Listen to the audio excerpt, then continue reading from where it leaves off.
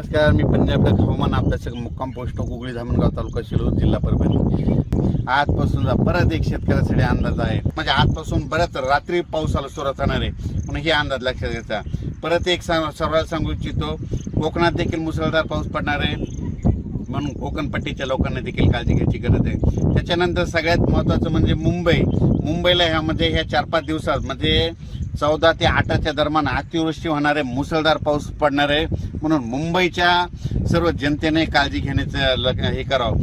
त्याच्यानंतर सर्वांना शेतकऱ्यांना सांगू इच्छितो, राज्यामध्ये 15, 16, 17, 18 पर्यंत पूर्व विदर्भ, पश्चिम विदर्भ, दक्षिण महाराष्ट्र, उत्तर महाराष्ट्र, कोकणपट्टी, खानदेश, मराठवाडा सगळ्या भागामध्ये दररोज 2-2 दिवस मुक्काम घेत पाऊस पडणार आहे म्हणून हा अंदाज लक्षात घ्यायचा.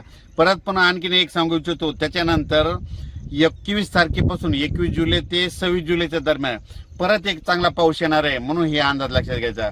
मागच्या अंदाजामध्ये सांगितलं होतं की राज्यामध्ये 2 म्हणजे एक 16 तारखेला एक कमी दाबाचा पट्टा तयार होणार आहे आणि त्याच्यानंतर 19 तारखेच्या नंतर एक होणार आहे आणि हे 2 देखील कमी दाबाचे पट्टे झाल्याच्या नंतर ते महाराष्ट्रामधून जाणार आहे.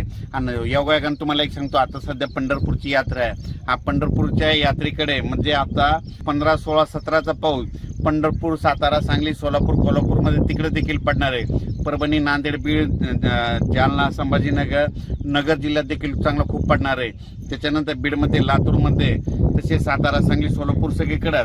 त्याच्यानंतर पूर्व विदर्भ, पश्चिम विदर्भ म्हणजे पूर्व विदर्भाचे 6 जिल्हे, पश्चिम विदर्भाचे 5 जिल्हे म्हणजे ह्या 11 जिल्ह्यात देखील म्हणजे ह्या 4-5 दिवसाचा पाऊस चांगला पडणार आहे म्हणून हे सर्वांनी लक्षात घ्यायचं. राज्यात एकंदरीत परिस्थिती बघायची झाली तर की म्हणजे आजपासून ते 26 तारखेपर्यंत दररोज वेगवेगळ्या भागात चांगला पाऊस पडणार आहे आणि शेतकऱ्याच्या पिकाला जीवदान भेटणार आहे म्हणून हा अंदाज लक्षात घ्यायचा.